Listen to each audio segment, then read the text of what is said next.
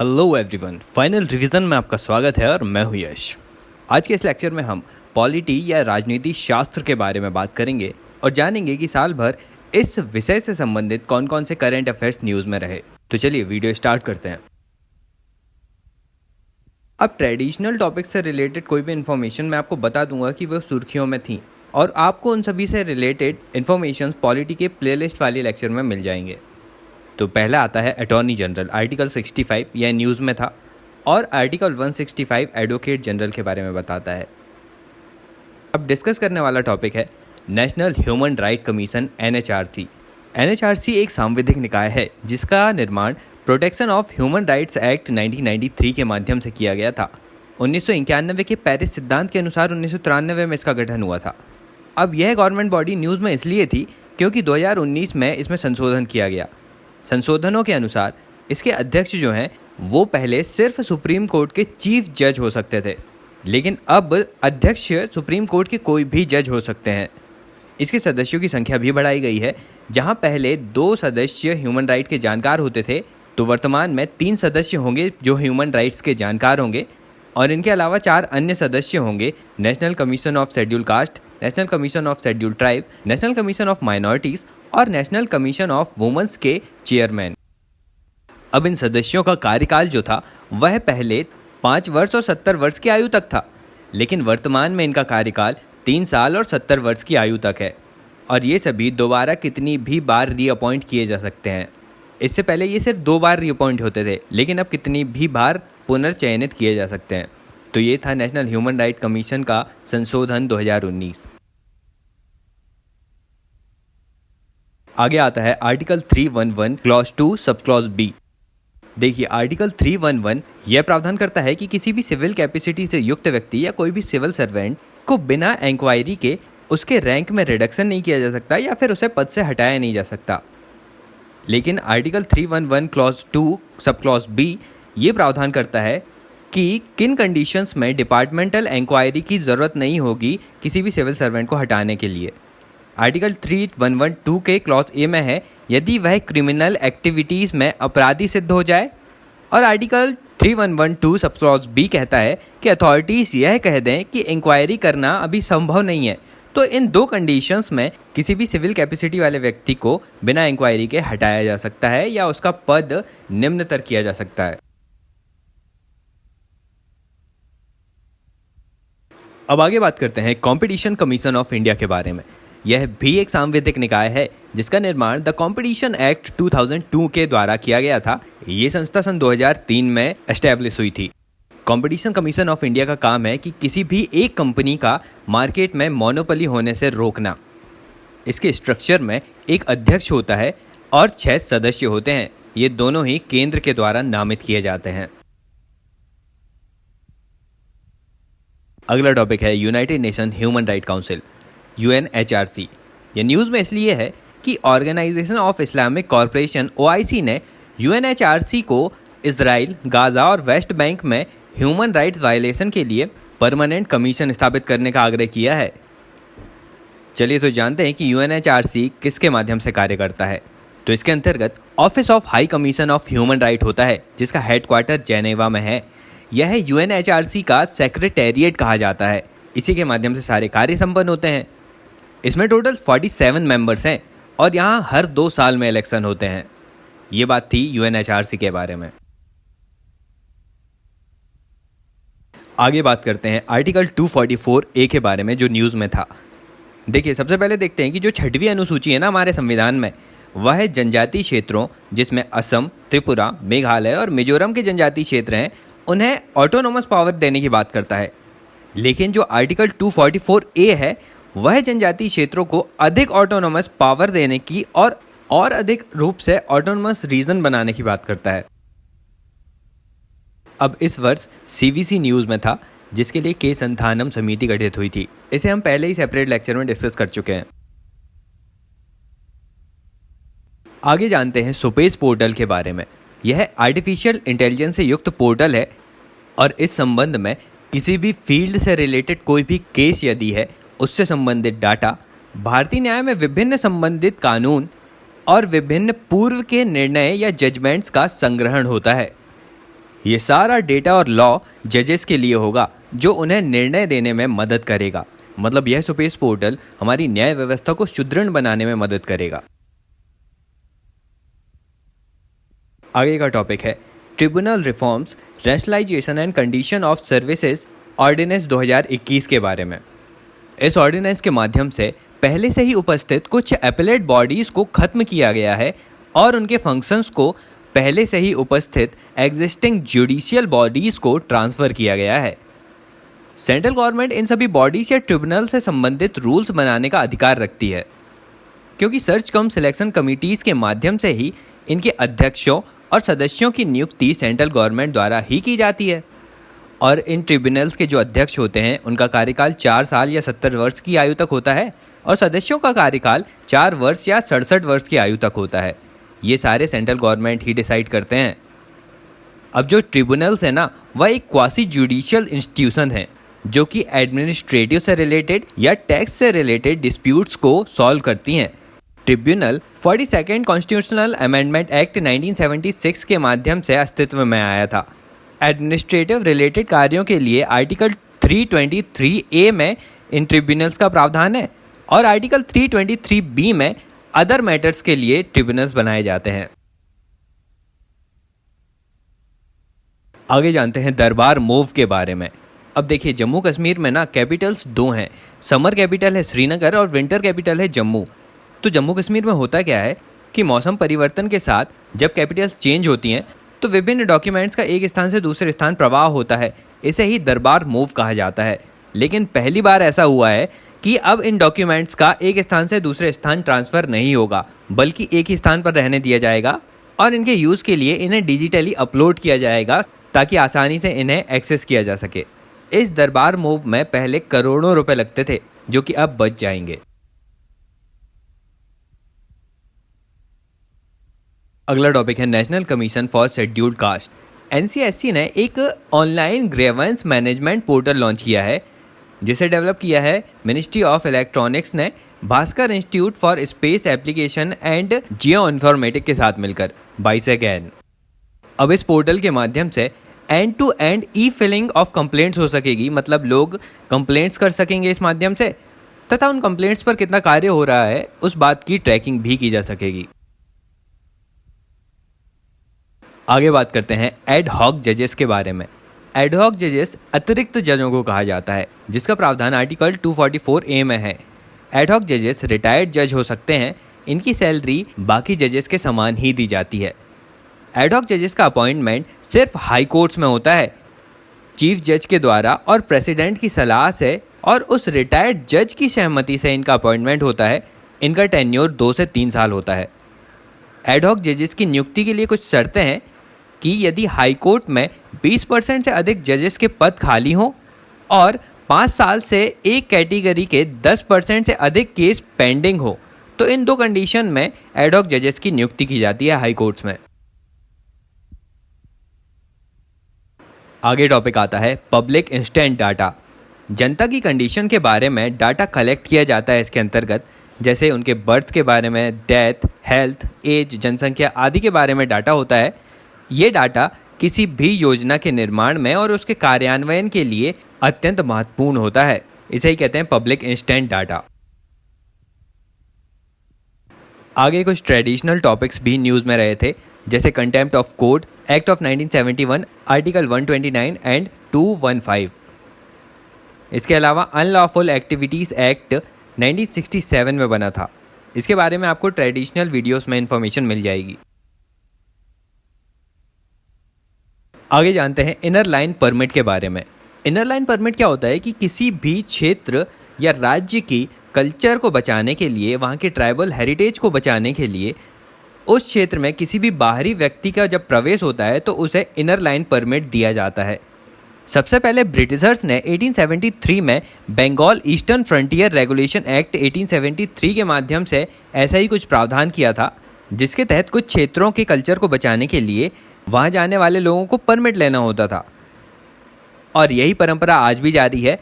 स्वतंत्र भारत में अरुणाचल प्रदेश, नागालैंड, मिजोरम और मणिपुर में आज भी हमें इनर लाइन परमिट की ज़रूरत होती है।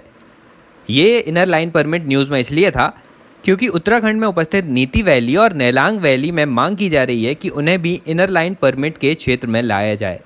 याद रखिएगा, ये परमिट किसी भी राज्य के लिए और किसी भी एक राज्य के पर्टिकुलर क्षेत्र के लिए भी हो सकता है। अगला टॉपिक आता है index monitoring cell. Information and broadcasting ministry के द्वारा 2020 में इसे बनाया गया था। Index monitoring cell world press freedom index में भारत की रैंकिंग को बढ़ाने के लिए काम करता है। इसके सदस्य होते हैं director general of press information bureau, registrar of newspaper of India के officials, bureau of outreach and communication के officials, press council of India के ऑफिशियल्स और नीति आयोग के ऑफिशियल्स। हाल ही में इंडेक्स मॉनिटरिंग सेल ने अपनी रिपोर्ट में यह कहा है कि प्रेस के संबंध में आने वाला सेक्शन 499, जिसमें मानहानि की बात की जाती है, उसे डीक्रिमिनलाइज किया जाना चाहिए तथा किसी भी मीडिया हाउस के खिलाफ एफआईआर होने से पहले उसे प्रेस काउंसिल ऑफ इंडिया के सामने रखा भी जाना चाहिए। अब आगे बात करते हैं place of worship special provision act 1991 के बारे में। इस एक्ट के तहत कोई भी धर्म स्थल 1947 के बाद जिस धर्म या समुदाय का है उसी का रहेगा, लेकिन इस एक्ट में राम जन्मभूमि को शामिल नहीं किया गया है। इस एक्ट के उल्लंघन के परिणाम स्वरूप 3 वर्ष की सज़ा होती है। आगे इस वर्ष 6th शेड्यूल न्यूज़ में था। अगला टॉपिक है एडजर्नमेंट साइन डाई। तो एडजर्नमेंट साइन डाई में क्या होता है कि राज्यसभा और लोकसभा के सभापति या अध्यक्ष जब भी अपने सेशन या बैठकों का स्थगन करते हैं तो सामान्यतः एडजर्नमेंट करते समय समयावधि बताई जाती है। लेकिन जब सेशन का एडजर्नमेंट किया जाए और समयावधि नहीं बताई जाए कि कितने समय के लिए सेशन एडजर्न किया जा रहा है, तो उसे ही कहा जाता है एडजर्नमेंट साइन डाई। अगला टॉपिक आता है national commission for allied and health care professionals bill 2021। अब ये जो बिल है ना, ये allied and health care professionals के लिए है। इसमें यह प्रावधान किया गया है कि जो भी हेल्थ केयर प्रोफेशनल्स होते हैं, जिसमें साइंटिस्ट, थेरेपिस्ट आदि आते हैं, इन सभी के एजुकेशन और प्रैक्टिसेस को रेगुलेट तथा स्टैंडर्डाइज किया जाएगा और इन सभी क्षेत्रों में कार्य करने वाले प्रोफेशनल्स के पास उनकी डिग्री होना ज़रूरी होगी। इनके एजुकेशन और मानकों को तैयार करने के लिए नेशनल लेवल पर national commission for allied and health care professionals बनाया जाएगा। साथ ही एक ऑनलाइन रजिस्ट्री भी तैयार होगी और प्रत्येक राज्य में अलग अलग काउंसिल्स भी बनाई जाएंगी। अब आगे देखते हैं तो कोलेजियम सिस्टम न्यूज़ में रहा था पिछले वर्ष। इसकी डिटेल्स आपको पॉलिटी के प्लेलिस्ट वाले वीडियो में मिल जाएगी। अगला टॉपिक आता है medical termination of pregnancy amendment bill 2020। यह अबॉर्शन से संबंधित बिल है। इसके तहत अबॉर्शन की अपर लिमिट 20 वीक मानी जाती है, लेकिन इस बिल में इस लिमिट को 24 वीक तक बढ़ा दिया गया है यदि केवल स्पेशल कैटेगरी ऑफ वुमेन्स का केस है। हाँ, लेकिन इसके अलावा यदि महिला की जान को खतरा हो तो 24 वीक के बाद भी अबॉर्शन हो सकेगा। अब 20 वीक तक के अबॉर्शन के लिए एक रजिस्टर मेडिकल प्रैक्टिशनर का ओपिनियन आवश्यक होगा और यदि अबॉर्शन 24 वीक्स के लिए है तब 2 रजिस्टर्ड मेडिकल प्रैक्टिशनर्स का ओपिनियन लगेगा। Medical termination of pregnancy amendment bill 2020 के अंतर्गत एक मेडिकल बोर्ड को भी बनाने की बात की गई है। अब देखिए, पिछले वर्ष धन्यवाद प्रस्ताव न्यूज़ में था, प्रेसिडेंट रूल न्यूज़ में था, जो बम्बई केस 1988 के बारे में है। यह प्रस्ताव उत्तराखंड के राज्य के लिए आया था। इसके अलावा विशेषाधिकार या ब्रीच ऑफ प्रिविलेज भी न्यूज़ में रहा था। ये सारी बातें आपको पॉलिटी के प्लेलिस्ट में मिल जाएगी। अब बात करते हैं IT एक्ट 2000 के बारे में। ये न्यूज़ में इसलिए था क्योंकि इसमें कहा गया है कि ऐसी कोई भी खतरनाक सूचना जो भारत की एकता, अखंडता, शांति और सुरक्षा को प्रभावित करती है, उसे फैलाने के लिए जो इंटरमीडियरीज हैं वह जिम्मेदार होंगी। इंटरमीडियरीज क्या होती हैं? जैसे फेसबुक, ट्विटर आदि, जिनके माध्यम से व्यक्ति सोशल मीडिया से जुड़ता है। तो IT एक्ट 2000 में अमेंडमेंट किया गया और यह कहा गया कि ये सारी इंटरमीडियरीज संस्थाएं इन सभी खतरनाक सूचनाओं के प्रवाह को रोकने के लिए एक ग्रीवेंस रेड्रेसल ऑफिसर की नियुक्ति करेंगी। अब हाल ही में judicial activism and judicial reach news में था। ये न्यूज़ में फार्म लॉ के चलते था। इसके अलावा विसल ब्लोइंग प्रोटेक्शन एक्ट 2014 में आया था, यह भी न्यूज़ में था। अब अगला टॉपिक है नेशनल यूथ पार्लियामेंट फेस्टिवल 2021। इस फेस्टिवल को ऑर्गेनाइज किया था नेशनल सर्विसेज स्कीम तथा नेहरू युवा केंद्र संगठन ने मिनिस्ट्री ऑफ यूथ अफेयर्स के साथ मिलकर। इस फेस्टिवल का उद्देश्य है यूथ में national integration, spirit of communal harmony, brotherhood, courage and adventure की भावना आदि को जगाना। नेशनल यूथ पार्लियामेंट फेस्टिवल 2021 में 18 से 25 साल के युवाओं को इनवाइट किया गया था। इस साल की थीम थी युवा उत्साह नए भारत का। आगे बात करते हैं लॉ कमीशन के बारे में। विधि आयोग 1833 के चार्टर अधिनियम के फलस्वरूप 1834 में एस्टैब्लिश हुआ था।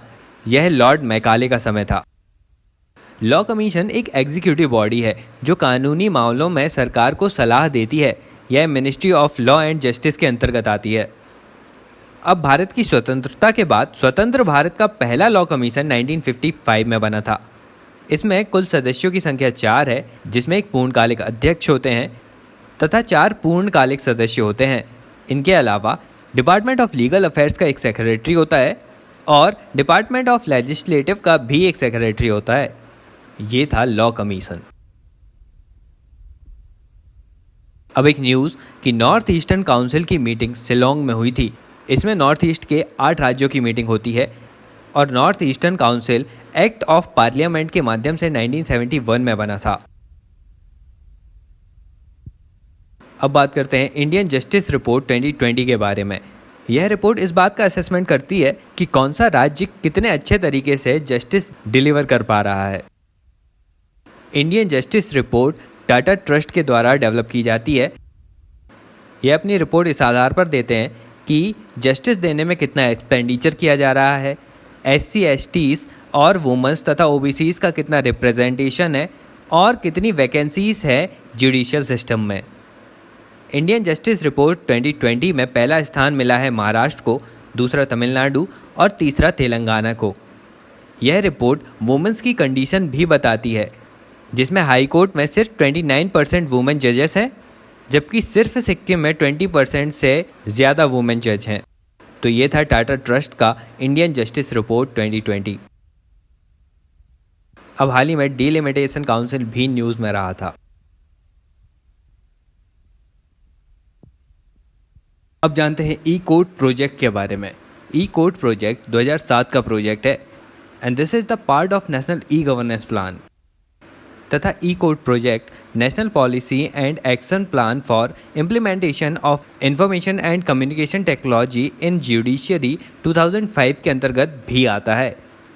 ई कोर्ट प्रोजेक्ट में जस्टिस डिलीवरी को फास्ट करने के लिए डिस्ट्रिक्ट और सब ऑर्डिनेट कोर्ट्स को इंफॉर्मेशन टेक्नोलॉजी से जोड़कर कंप्यूटराइज्ड किया जाएगा और ऑनलाइन केस दर्ज हो सकेंगे।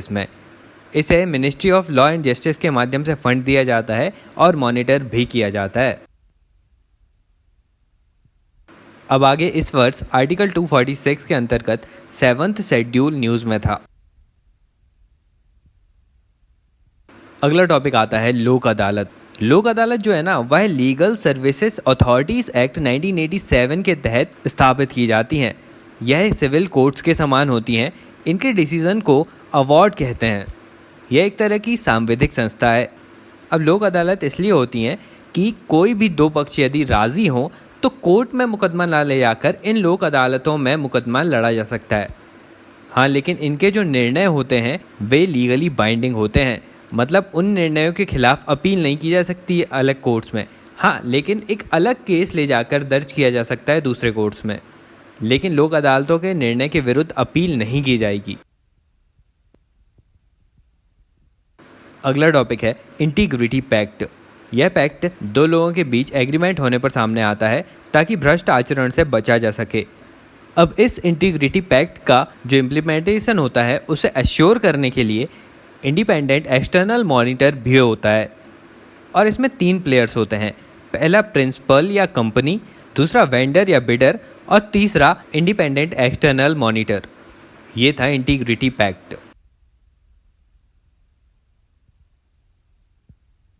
आगे बात करते हैं मॉडल टेनेंसी एक्ट के बारे में।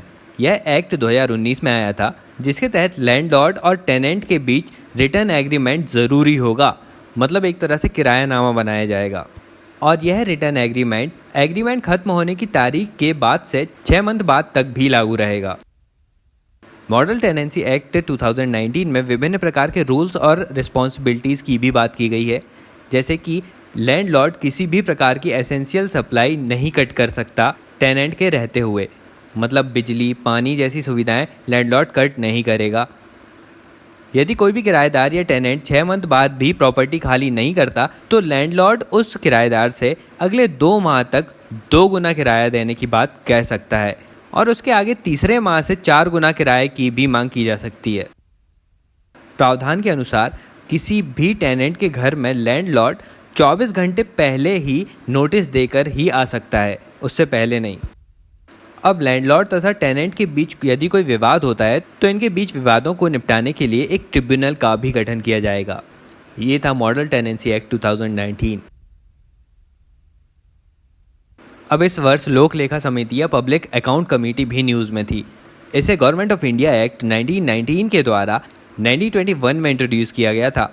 लोक लेखा समिति में 22 सदस्य होते हैं, जिसमें 15 सदस्य लोकसभा से और 7 सदस्य राज्यसभा से होते हैं। चलिए अब आगे जानते हैं कि रिक्यूजल ऑफ जजेस क्या होता है। तो यदि किसी जज को यह लगे कि कोई भी केस उनके कॉन्फ्लिक्ट ऑफ इंटरेस्ट में आता है, तो जज स्वयं को उस केस से अलग कर लेते हैं, और इसे ही रिक्यूजल ऑफ जजेस कहा जाता है। आगे आता है मिशन कर्मयोगी। यह सिविल सर्वेंट्स को ट्रेन करता है एथिकली एटीट्यूड को डेवलप करने में तथा उनके स्किल और इनोवेशन को बढ़ाने में। आगे आता है आइलैंड डेवलपमेंट स्ट्रेटजीज। यह लक्षद्वीप के लिए आया था। अब इस वर्ष एडिशनल जजेस एंड एक्टिंग जजेस भी न्यूज़ में थे। आर्टिकल 32 भी न्यूज़ में था। आगे बात करते हैं कंपटीशन कमीशन ऑफ इंडिया के बारे में। यह एनफोर्सिंग द कंपटीशन एक्ट 2002 के तहत एक सांविधिक निकाय है। इसमें एक चेयरमैन होते हैं और 6 सदस्य होते हैं। आगे जानते हैं प्रगति के बारे में। Proactive governance and timely implementation. PRAGATI एक मल्टीपर्पज़ व्हीकल है, जिसे पीएमओ तथा एनआईसी द्वारा डेवलप किया गया है। इसके तहत वीडियो कॉन्फ्रेंसिंग के माध्यम से प्रधानमंत्री जी को समस्याएं बताई जाती हैं और उन्हें सॉल्व भी किया जाता है। आगे बात करते हैं स्टार कैंपेनर के बारे में। तो प्रत्येक पार्टी के द्वारा एक अपने स्टार कैंपेनर की लिस्ट जारी की जाती है, और इनके द्वारा किया जाने वाला एक्सपेंडिचर इलेक्शन के खर्चे में ऐड नहीं किया जाता, और एक पार्टी में अधिकतम 30 स्टार कैंपेनर्स हो सकते हैं। अब हाल ही में न्यूज़ में था सेंट्रल इंफॉर्मेशन कमीशन। यह एक आरटीआई एक्ट 2005 के तहत गठित सांविधिक निकाय है, जिसमें एक चीफ इंफॉर्मेशन कमिश्नर तथा अधिकतम 10 इंफॉर्मेशन कमिश्नर हो सकते हैं। इन सभी को प्रेसिडेंट द्वारा अपॉइंट किया जाता है, और प्रेसिडेंट को इन सभी के नाम एक कमेटी के द्वारा सुझाए जाते हैं। इस कमेटी में होते हैं प्रधानमंत्री, leader of opposition in Lok Sabha तथा यूनियन कैबिनेट मिनिस्टर, जिन्हें प्रधानमंत्री द्वारा ही नामित किया जाता है। अब इसके सभी सदस्यों का कार्यकाल सेंट्रल गवर्नमेंट द्वारा डिसाइड किया जाता है, जो वर्तमान में 3 वर्ष या 65 वर्ष की आयु तक है। अब बात करते हैं डेटा गवर्नेंस क्वालिटी इंडेक्स के बारे में। यह नीति आयोग के द्वारा जारी किया जाता है, जिसे विभिन्न मिनिस्ट्रीज और डिपार्टमेंट्स द्वारा लागू स्कीम्स पर कितने अच्छे से काम किया जा रहा है, इसका एनालिसिस किया जाता है। अब इसमें भी मिनिस्ट्रीज़ को 6 कैटेगरी में डिवाइड किया गया है। पहला एडमिनिस्ट्रेटिव, दूसरा स्ट्रेटेजिक, तीसरा इंफ्रास्ट्रक्चर, चौथा सोशल, पांचवा इकोनॉमिक और छठा है साइंटिफिक। DGQI में नीति आयोग 6 मेजर थीम्स पर काम करता है। पहला है डाटा जनरेशन, दूसरा टेक्नोलॉजी, तीसरा डेटा एनालिसिस, चौथा यूज़ एंड डिसेमिनेशन, पांचवा डेटा सिक्योरिटी और छठवा है HR capacity and case study. In themes पर मिनिस्ट्रीज़ की रैंकिंग की जाती है। अगला टॉपिक आता है डिस्ट्रिक्ट डेवलपमेंट काउंसिल। हाल ही में जम्मू कश्मीर के पंचायत राज अधिनियम 1989 में सुधार या अमेंडमेंट किया गया है, जिसमें जम्मू कश्मीर में डिस्ट्रिक्ट डेवलपमेंट काउंसिल बनाने की बात की जा रही है। इस डिस्ट्रिक्ट डेवलपमेंट काउंसिल में 14 इलेक्टेड मेंबर्स होंगे जो हर ज़िले से आएंगे। इनके अलावा क्षेत्रों के MLAs वहाँ के अध्यक्ष होंगे। इनके अलावा ब्लॉक डेवलपमेंट काउंसिल के भी सदस्य होंगे। इनका टेन्योर 5 साल का होगा और डिस्ट्रिक्ट डेवलपमेंट काउंसिल की एक साल में मिनिमम 4 बार मीटिंग होना आवश्यक है। आगे जानते हैं हरीश कुमार एंड उमेश सिन्हा कमेटी के बारे में। यह समिति ministry of law and justice के द्वारा बनाई गई थी, जिसमें इलेक्शन में खर्च होने वाले एक्सपेंडिचर लिमिट को बढ़ाने की बात की गई। इसमें असेंबली इलेक्शन का खर्च 20 से 28 लाख है और लोकसभा इलेक्शन का खर्च 54 से 70 लाख करने की बात की गई है। अगला टॉपिक है national conference on vigilance and anti corruption. इस कॉन्फ्रेंस को CBI द्वारा इनॉग्रेट किया गया। यह एक पब्लिक अवेयरनेस प्रोग्राम है जिसमें पब्लिक को करप्शन जैसे एक्टिविटीज़ के प्रति जागरूक किया जाता है। National conference on vigilance and anti corruption को CBI ने department of personal, ministry of personal, pension and public grievance के साथ मिलकर ऑर्गेनाइज किया था। अब इस CBI का निर्माण DSPE एक्ट 1946 के तहत किया गया है। आगे जानते हैं बैक टू विलेज या B2V प्रोग्राम के बारे में। B2V programme Jammu and Kashmir की गवर्नमेंट का है। इसमें डेवलपमेंट के लिए कम्युनिटीज़ की सहायता ली जाती है। बैक टू विलेज प्रोग्राम में क्या होता है कि गजेटेड ऑफिसर्स को एक ग्राम पंचायत असाइन की जाती है, जिसमें वह समस्याओं और डिमांड्स को समझता है और उनका समाधान करता है और डिमांड्स को पूरे करने का प्रयास भी करता है। अब इसी पॉइंट पर हमारा आज का लेक्चर यह समाप्त होता है। पॉलिटी के इसमें लगभग सारे करंट अफेयर्स कवर हो गए। लेक्चर अच्छा लगा तो लाइक कर दीजिए, ज़्यादा से ज़्यादा शेयर भी कीजिएगा। अभी के लिए चलता हूँ, मिलते हैं अगले वीडियो में एक नए टॉपिक के साथ। Thank you so much for listening.